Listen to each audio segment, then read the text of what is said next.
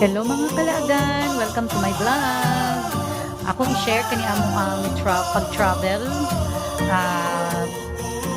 Isip pagsaulog sa birthday ni Angela ato March 1. Ipanggutom ni no kay sayo kayo minidiya sa balay kay pamahawang isa.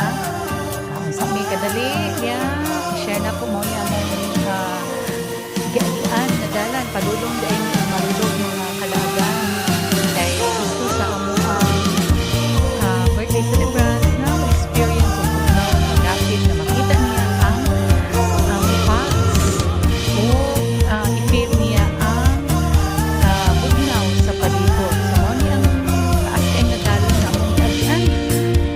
Kapoy siya pero worth it kaayo kay makita nimo daghan kaayo nimo sa mga views, mga kabukiran, na diha o daghan sa mga resort, mountain resort na mga views.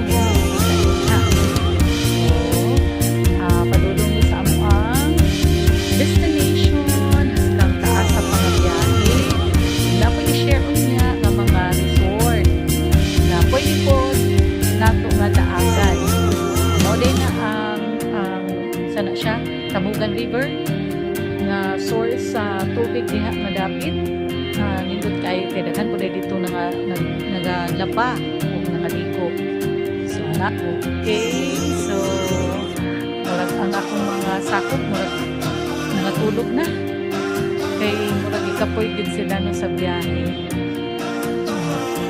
Okay, so God is good kay wala din natulang kita din na mo ang kaaniyot sa view.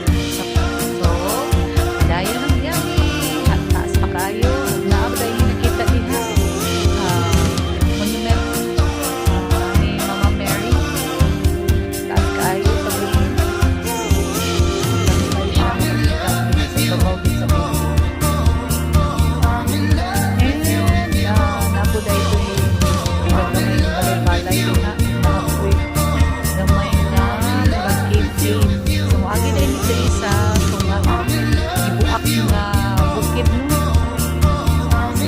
Padulong namin dito nga dapit na maagihan na kapihan atbang sa buwak o kanina po di ay sa ni kakananan diha na nakaagi na po diha nakakaon na sagmi so wala namin ihapid din ha kaya aron maabot na nila yun sa amuang destination.